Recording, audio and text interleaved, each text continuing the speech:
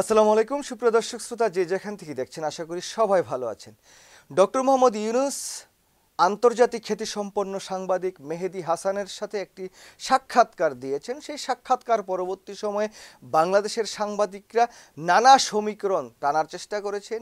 Doctor Mohammad ইউনূসের সাথে মেহেদী হাসানের যে সাক্ষাৎকার, সেই সাক্ষাৎকারটিকে কেন্দ্র করে বাংলাদেশের সাংবাদিকরা অন্ততপক্ষে একটি জায়গায় গিয়ে তারা দাঁড় করিয়ে দিচ্ছেন যে আগামী কয়েক মাসের মধ্যে পতিত শেখ হাসিনা সরকারকে বাংলাদেশে ডক্টর মোহাম্মদ ইউনূস আবার পুনরায় প্রতিষ্ঠিত করছেন, তারা রাজনীতি করার অধিকার পাচ্ছেন। কিন্তু আমি যতটুকু দেখেছি, বক্তব্যটি যতটুকু শুনেছি, সেই জায়গায় অন্ততপক্ষে একটি সমীকরণ আপনাদের বলে দিতে চাই যে ডক্টর মোহাম্মদ ইউনূস একটি কথা নির্দ্বিধায় বলেছেন যে শেখ হাসিনার আগে বিচার, তার দলীয় যে অপকর্ম তার বিচার পরবর্তী সময় যদি বাংলাদেশের জনগণ এই শেখ হাসিনা এবং তার দলকে বাংলাদেশে রাজনীতি করতে দিতে চায় তাহলে দিতে পারে। এর বাইরে ডক্টর মোহাম্মদ ইউনূসের আসলে ঠিক সেরকম আর কোনো চাওয়া পাওয়া নেই। আগে তাদের বিচারগুলো হতে হবে। সেই জায়গায় কিন্তু বাংলাদেশের সাংবাদিকরা সবসময় একটি উল্টো প্যাচ দেওয়ার চেষ্টা করেন। অন্যদিকে বাংলাদেশের এই যে সাংবাদিকরা একটি সংবাদ দেখেন না, ডক্টর মোহাম্মদ ইউনূস কিন্তু এই জায়গায় বলেছেন যে ভারত এখনও আশাবাদী যে শেখ হাসিনা হয়তো বিজয়ীর বেশে আবার বাংলাদেশে ফিরবেন। এই যে কথাটির মধ্য দিয়ে বাংলাদেশের রাজনৈতিক প্রেক্ষাপটে একটা বড় পার্সপেক্টিভ তৈরি করে দিয়েছেন ডক্টর মোহাম্মদ ইউনূস। কেন? ভারত কিন্তু সবসময় শেখ হাসিনাকে নিয়ে আশাবাদী ব্যক্ত করেন। বেশ 2-3 দিন আগে বাংলাদেশে কলকাতার যে বিবিসি, সেই জায়গায় একটি সংবাদ দেখলাম। সেই জায়গায় তারা একটা সেমিনার করেছেন। সেমিনার পরবর্তী সময়ে যে সেমিনারে বক্তারা ছিলেন তারা বক্তব্য দিয়ে বলছেন যে বাংলাদেশের সাথে তার আগামী দিনের যে সম্পর্কটা সেটা কীরকম হবে। তারা বলছেন যে শেখ হাসিনার সাথে তাদের অনেক ভালো বন্ধুত্ব ছিল, তাদের সাথে সুসম্পর্ক ছিল, কিন্তু এখন বাংলাদেশের রাজনৈতিক প্রেক্ষাপট পরিবর্তন হয়েছে। শেখ হাসিনা পালিয়ে ইন্ডিয়াতে চলে গিয়েছে। সেই জায়গায় ইন্ডিয়া যদি এখনও চিন্তা ভাবনা করেন যে তাদের স্বার্থ রক্ষা করে কোনো একটি রাজনৈতিক দল রাষ্ট্র ক্ষমতায় আসবে, সেরকম দলকে আবার রাষ্ট্র ক্ষমতায় আসতে হবে, তাহলে সেটা গণতান্ত্রিক হবে না। খুদ এই কথাটি ভারতের অনেক যেই বিজ্ঞজন আছে তারা কিন্তু বলছেন। কিন্তু ভারতের সরকার এবং ভারতের যে গোয়েন্দা সংস্থা তারা প্রতিনিয়ত চেষ্টা করছেন যে বাংলাদেশের এমন একটি দল রাষ্ট্র ক্ষমতায় আসুক যে দলটি অন্ততপক্ষে পতিত আওয়ামী লীগ সরকারের মতো দলকানা একটি দল রাষ্ট্র ক্ষমতায় যাবে যারা ভারতের স্বার্থ রক্ষা করবে। এই জায়গাতে প্রধানত যেই দলটির নাম আসে সেটা হচ্ছে বাংলাদেশ জাতীয়তাবাদী দল, তার সাথে আসে জাতীয় পার্টি। কিন্তু তারা জামাত ইসলামকে সেরকম বিশ্বাস করতে চায় না। কিন্তু ভারতের সেই প্রোগ্রামটির পরবর্তী সময় যেটা বোঝা যাচ্ছে যে তারা এটাও চিন্তা করছেন যে বাংলাদেশের যেই ধর্মভিত্তিক রাজনৈতিক দল বাংলাদেশ জামাত ইসলাম, তারাও কিন্তু রাষ্ট্র ক্ষমতায় চলে আসতে পারেন। সুতরাং সেই জায়গায় তারা বলছেন যে বাংলাদেশের জনগণ যাকে ভোট দেখ না কেন, সেই দেশের জনগণের ভোটের অধিকারের ভিত্তিতে যদি যে কোনো দল রাষ্ট্র ক্ষমতায় আসে তাদের সাথেই তাদের যেই বৈদেশিক সম্পর্ক সেটা বজায় রাখতে হবে, এরকম কিন্তু তারা চিন্তাভাবনা করছে। তারপরেও ভারত চিন্তাভাবনা করছেন যে বাংলাদেশে একটি ভোট হতে যাচ্ছে।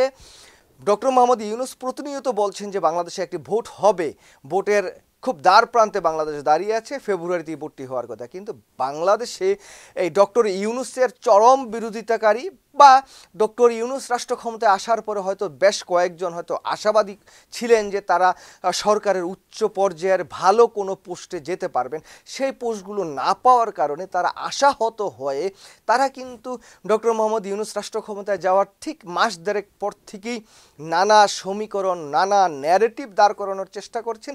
যেই ন্যারেটিভগুলো অনেকটা এরকম যে ডক্টর মোহাম্মদ ইউনূস কি আসলেই ভোট দিতে পারবেন, তার যেই রাষ্ট্র পরিচালনার সকল দিকে ব্যর্থতা, বাংলাদেশ সেনাবাহিনী কি রাষ্ট্র ক্ষমতা নিয়ে নেবেন, পুলিশের অবস্থা ভঙ্গুর। কিন্তু তারা এই সমীকরণটির পাশে রেখে একটি সমীকরণ কখনো বলেন না জুলাই আগস্ট বিপ্লবের পর বাংলাদেশের বাইতুল মোকাররমের খতিব কিন্তু পালিয়ে গিয়েছে, এই বিষয়টি তারা তুলে ধরেন না। অন্যদিকে তারা বলেন না পুলিশ প্রশাসনের উচ্চ পর্যায়ের যে কর্মকর্তারা ছিলেন সবাই পালিয়ে গেছে। পুলিশ একটি ভাঙাচুরা পুলিশ প্রশাসন ডক্টর মোহাম্মদ ইউনূস সরকার পেয়েছে, সেনাবাহিনীর সমর্থনে বাংলাদেশের যে আইন শৃঙ্খলা পরিস্থিতি সেটি নিয়ন্ত্রণ করতে হচ্ছে। তারপরেও গুটি গুটি পায়ে পায়ে ডক্টর মোহাম্মদ ইউনূস আগামী ২৬ 20-এর ফেব্রুয়ারিতে নির্বাচনটি করার দৃঢ় প্রত্যয় ব্যক্ত করেছেন।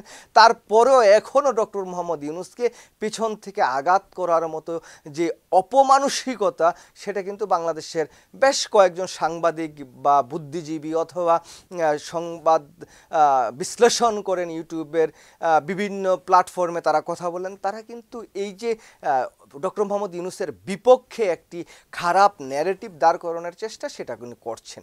তার সাথে সাথে আরও বেশ কয়েকটি যদি বিষয় আপনারা একটু লক্ষ্য করেন, ডক্টর মোহাম্মদ ইউনূস এই যে গত এক বছর কয়েক মাসে বাংলাদেশের বৈদেশিক মুদ্রার রিজার্ভ অনেকটা বৃদ্ধি করেছেন, এটা একটা সফলতা।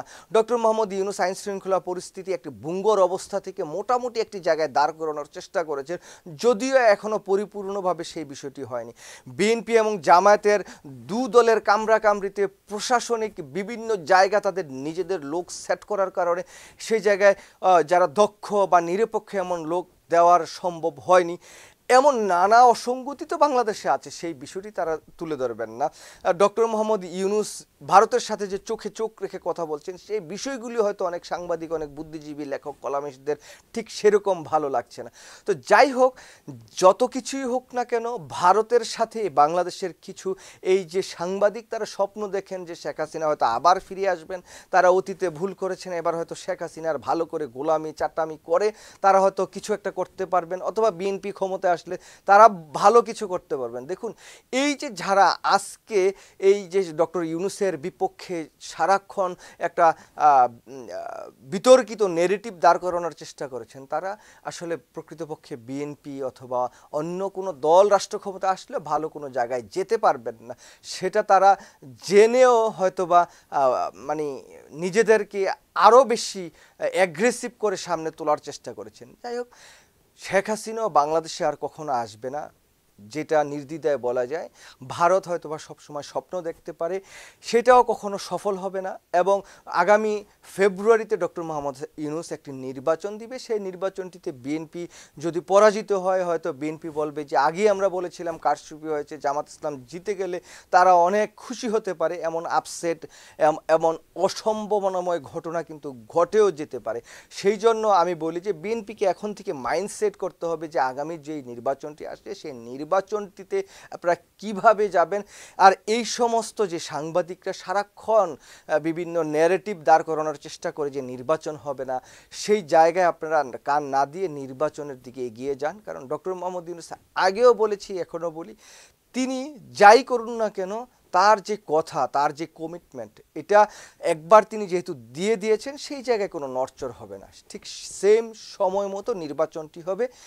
সব কিছু ঠিকঠাক হয়তো পরিপূর্ণভাবে করা সম্ভব হবে না, কারণ বাংলাদেশে এখনও সেই আওয়ামী যেই দোসর যারা আছেন, তারা পেতাত্তা আছেন, তারা 16 বছরে বিভিন্ন প্রতিষ্ঠানে তারা এমনভাবে ঢুকে গিয়েছেন, তাদেরকে হঠাৎ করে বের করে দেওয়া ডক্টর মোহাম্মদ ইউনূস অথবা নতুন কোনো সরকার এলেও সেটা সম্ভব না। তো সেই জায়গা থেকে হয়তো বা নির্বাচনটি করাটা অনেক কঠিন হবে, কিন্তু ফেব্রুয়ারিতে নির্বাচনটি হবে।